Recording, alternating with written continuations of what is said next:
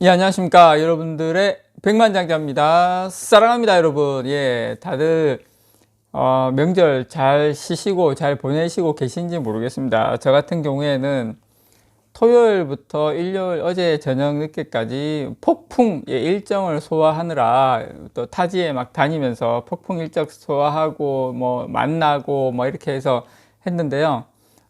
돈은 엄청 나갔는데 들어오는 돈이 없네요.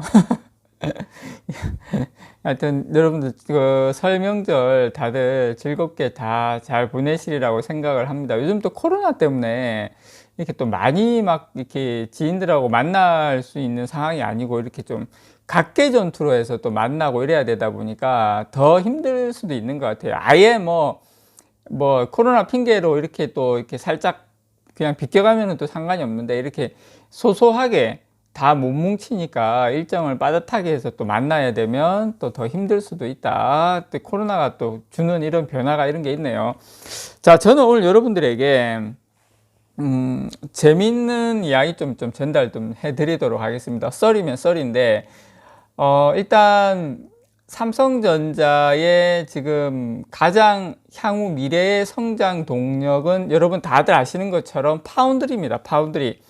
파운드리가 우리가 지금 이제 삼성전자가 TSMC를 지금 따라잡고 있죠. 지금 TSMC도 좀 도망가려고 하고 따라잡고 있는데 사실 인텔이 좀 걸려요. 솔직히. 근데 인텔이 지금 파운드리 상황을 여러분들께 좀 말씀을 좀 드릴게요. 자, 일단 첫 번째.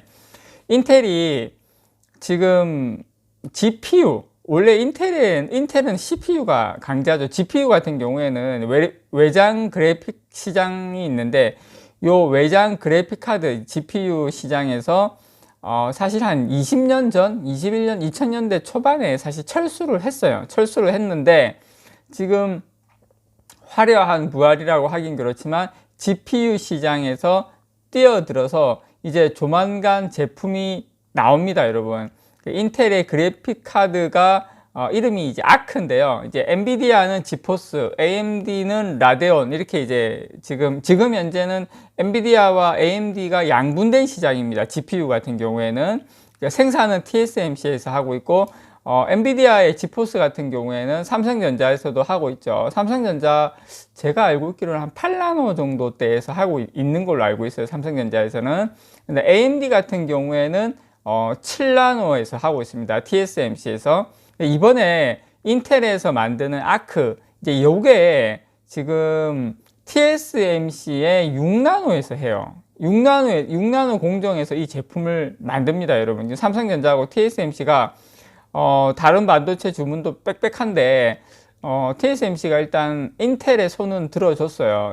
인텔의 요구사항은 들어줬는데 저는 지금 인텔이 이렇게 되면 사실상 CPU뿐만 아니라 GPU에서도 이제 AMD하고 엔비디아와의 경쟁에 본격적으로 참전을 한 겁니다, 여러분. 본격적으로 참전하는데 저는 이 부분 먼저 말씀을 좀 드리면 삼성전자 같은 경우에는 사실 AP를 만들죠. 모바일 AP를 설계를 하는데 GPU하고 CPU는 사실상 안 해요. 왜냐면 GPU하고 CPU 예전에 이제 미국하고 캐나다 저쪽에서 한번 하려고 했어요. 막 이렇게 CPU 설계하려고 막 이렇게 외계인도 모으고 했는데 어쨌든 삼성은 실패를 했습니다. 실패를 했고 지금 삼성은 대신에 GPU, CPU는 안 하지만 사실 모바일 AP는 계속 설계를 해요. 왜냐하면 우리가 모바일을 하다 보니까 우리가 휴대폰 전 세계 판매량 1위 아닙니까? 그러니까 당연히 모바일 AP는 해야 되겠죠. 근데 이제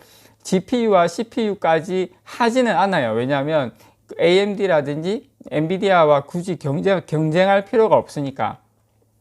지금 애플도 지금 TSMC 다 넘어간 마당에 굳이 자극을 해서 다른 엔비디아나 AMD까지 자극할 필요가 없다. 그런데 지금 인텔에서는 이번에 GPU를 만약에 하게 되면 지금 이제 시작을 한 거죠. 하게 되면 사실상 인텔이 이렇게 되면은 인텔은 파운드리 한다는데 파운드리 고객하고 정면으로 경쟁을 하면 이게 도대체 가능할까? 개인적으로 그런 생각을 합니다. 지금 AMD 가격이 AMD하고 엔비디아의 그래픽 가격이 상당히 비쌉니다, 여러분. 지금 엔비디아의 RTX 3080 같은 경우에는 한국 판매 가격이 한 200만 원대요. 최상위 모델은 한 350만 원. 비교적 낮은 사양인 RTX 3060도 제가 알고 있고 한 100만 원 가량이거든요. 이게 그래픽 카드의 가격 폭등의 가장 큰 원인이 이제 가상화폐 때문이에요. 아마 인텔은 이 시장에 지금 가상화폐 채굴의 그래픽 카드가 사용되면서 가격이 엄청 뛰었는데, 또 고가일수록 가상화폐 쪽에 많이 쓰이는데, 이제 인텔은 요 시장이 가격이 좋다 보니까 아마 뛰어든 것 같습니다. 근데 고객과 경쟁하는 상황이고, 자, 두 번째 뭐냐면, 지금 인텔이 지금 이제 2나노를 한대. 2나노. 그것도 몇 년 안 남았어요. 몇 년 안 남았는데 인텔이 지금 이제 한 2년 3년 후에 2나노를 하겠다는 인텔이 지금 6나노가 안 돼서 TSMC의 물량을 맡겼습니다. 물론 지금 인텔이 바로 2나노 갈 수도 있겠죠. 뭐 외계인하고 어떻게 해서 갈 수는 있겠죠. 우리가 상식적으로 생각해서 아무리 ASML의 2나노 관련 노광 장비를 받는다 하더라도, 우리가 삼성전자도 뭐 7나노, 5나노, 지금 이제 4나노를 하고 있고, 이제 올 상반기에 3나노를 하려고 하는데, 지금 4나노 같은 경우에 수율이 상당히 안 좋은 편이지 않습니까? 그래서 삼성전자도 이렇게 가는 과정에서 많은 어려움을 겪고 있고, TSMC도 물론 마찬가지입니다. TSMC도 3나노에서 어려움을 겪고 있는데, 이런 과정을 거치지 않고 어려움 없이 바로, 그리고 지금 중요한 것은 여러분, 인텔이 10나노가 되니 안 되니 이렇게 하면서 본인들의 CPU, 지금 서버용 CPU, 지금은 이제 뭐 4월달, 5월달 나온다고는 하지만 본인 10나노가 안 돼서 그렇게 수년간 애를 먹었는데 바로 2나노로 가겠다? 저는 이 부분에 대해서는 개인적으로 좀 힘들다, 좀 믿기 힘들다, 이렇게 생각을 합니다. 물론 인텔이 CPU 뿐만 아니라 GPU까지 가려고 이제 하는 이유는, 최근에 로직 반도체 시장이, 로직은 이제 우리나라에서는 시스템 반도체 비메모리라고 이야기하지만 일반적으로 비메모리를 로직 반도체라고 합니다. 이 로직 반도체 시장이 CPU, 그다음에 GPU, 신경망 뭐 처리 장치 이래가지고 MPU라고 있어요. 또 MPU에다가 FPGA라고 프로그래머블 반도체라고 또 있습니다. 이게 하나로 통합되고 있는 추세예요. 이게 로직 반도체가 예전에는 개별로 갔다 그러면, 지금은 이제 이게 하나의 원칩으로, 통합칩으로 가는 지금 추세로 가고 있기 때문에, 인텔이 이 GPU를 사실상 무조건 만들어야 되는 상황에 놓인 거는 맞습니다. 맞는데 지금 인텔 입장에서는 파운드리를 하면서 AMD와 엔비디아도 경쟁을 해야 되고, 본인들이 2나노를 하겠다고 하는데 정작 6나노도 안 돼서, 지금 현재 뭐 10나노에서 힘들어 하고 있는데 6나노도 안 돼서 TSMC에 맡긴다? 그런 상황에서 지금 2나노를 간다?